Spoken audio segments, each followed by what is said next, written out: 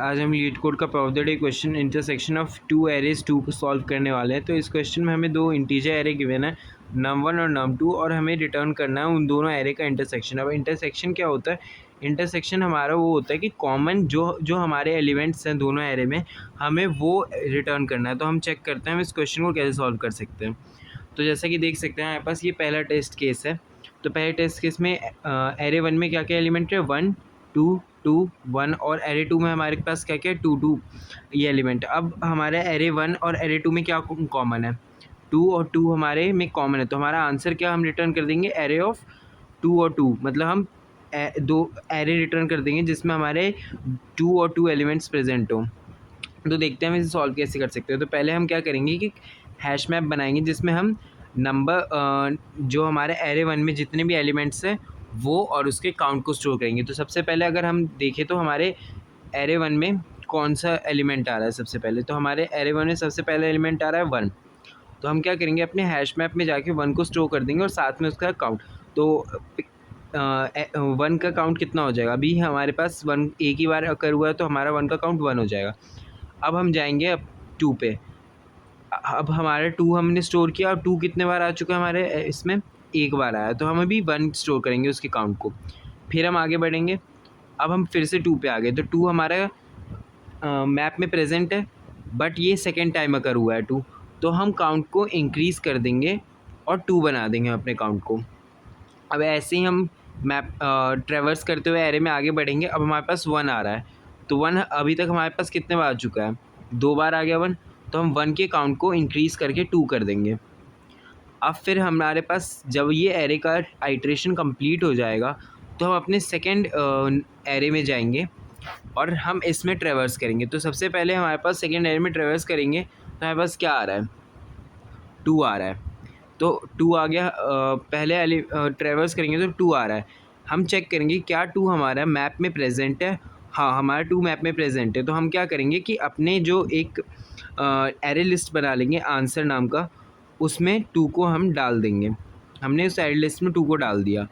अब हम क्या करेंगे कि अब 2 एक डल चुका है, मतलब एक 2 हमारा यूज़ हो गया है, तो हम 2 के काउंट को डिक्रीज़ कर देंगे। और डिक्रीज़ करके हम क्या कर देंगे, 2 के काउंट को हम 2 के काउंट को डिक्रीज़ करके 1 बना देंगे। हमारा 1 बन गया 2 का काउंट। फिर हम आगे बढ़े, हमारा क्या आया, 2 आया। अब हमने क्या किया कि हमने फिर से अपने एलिमेंट अभी हम चेक करेंगे क्या हमारे मैप में प्रेजेंट है 2। हाँ, हमारे मैप में प्रेजेंट है और उसका काउंट क्या है, 1 है। तो हम 2 को डाल देंगे अपने मैप में और इसको डिक्रीज़ कर देंगे, 0 कर देंगे काउंट को। और जहाँ हमारा काउंट 0 होगा हम उस एलिमेंट को हमारे मैप से निकाल देंगे बाहर।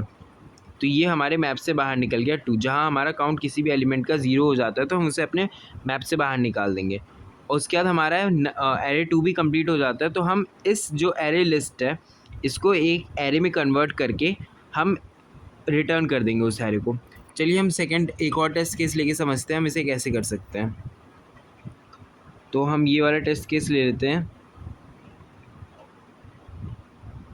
कॉपी कर लिया मैंने इसे। अब इस वाले टेस्ट केस को हम लेते हैं, सॉरी। अब ये वाला टेस्ट केस लेते हैं। तो हमें क्या करना है, पहले हम एक ऐसे ही मैप बनाएंगे। हमने मैप बना लिया और हम num1 में ट्रेवर्स करेंगे। तो पहला एलिमेंट क्या आएगा, हमारे पास 4 आ रहा है। हमारे पास पहला एलिमेंट आ गया 4। तो हमने 4 का काउंट और उसको स्टोर कर लिया। 4 एक बार आया तो हमने 4 का काउंट 1 स्टोर कर लिया। फिर हम ट्रेवर्स करते हुए आगे बढ़ेंगे अपने नम्स में और हमारे पास क्या आ रहा है, 9 आ रहा है। तो ऐसे ही 9 हम अपने हैश मैप में डाल देंगे, उसके काउंट को 1 कर देंगे। अब फिर हम आगे बढ़ेंगे और 5 पे चले जाएंगे। अब 5 हमारा एक बार ही आया अभी तक, तो हम 5 को स्टोर करेंगे और अपने काउंट को इंक्रीज़ करके काउंट को डाल देंगे, 1 बना देंगे अपने काउंट को। अब हमारा जैसे ही ये num1 कंप्लीट हुआ हम क्या करेंगे कि num2 में जाएंगे। अब num2 में गए तो हमारा क्या आया, 9। तो हम चेक करेंगे क्या 9 हमारा प्रेजेंट है मैप में। हाँ, हमारा 9 प्रेजेंट है मैप में। तो हम क्या करेंगे, एक एरे लिस्ट बनाएंगे जिसमें हम 9 को स्टोर कर देंगे। हमने 9 को स्टोर कर दिया। अब हम क्या करेंगे कि उसके काउंट को डिक्रीज़ करेंगे, 9 के काउंट को डिक्रीज़ करेंगे हमारा काउंट क्या हुआ, अब 0 बन गया। अब मैंने जैसे पहले बताया था, जहाँ हमारे पास किसी का भी काउंट 0 होगा हम उस एलिमेंट को मैप से रिमूव कर देंगे। तो हमने इस एलिमेंट को मैप से रिमूव कर दिया। अब फिर हम आगे जाएंगे, हम आ गए 4 पे। क्या हमारा 4 प्रेजेंट है हमारे मैप में? हाँ, 4 हमारा मैप में प्रेजेंट है।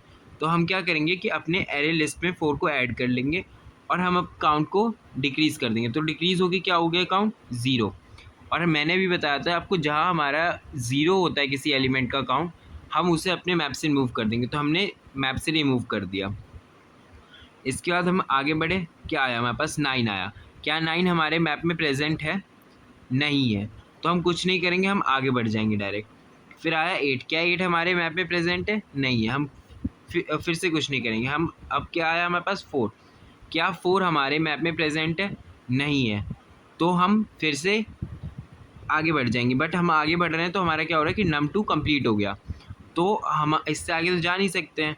तो हमारे आंसर क्या हो गया, 9 और 4 हो गया। तो ये जो एरे लिस्ट है इसको मैं एक एरे में कन्वर्ट करके ये रिटर्न कर दूंगा। अब चलिए देखते हैं इसका कोड कैसे कर सकते हैं हम लोग। एक बार मैं इसका आपको आंसर भी दिखा दूँ। 9 और 4 ही होगा इसका आंसर। तो आप देख सकते हैं इसका आंसर 4 या 9 है। आप किसी भी ऑर्डर में दे सकते हैं, उसमें कोई दिक्कत नहीं है। आप 9 4 रिटर्न कर दीजिए या 4 9 रिटर्न कर दीजिए, उसमें कोई दिक्कत नहीं है। चलिए अब कोड करके देखते हैं इसे कैसे सॉल्व कर सकते हैं।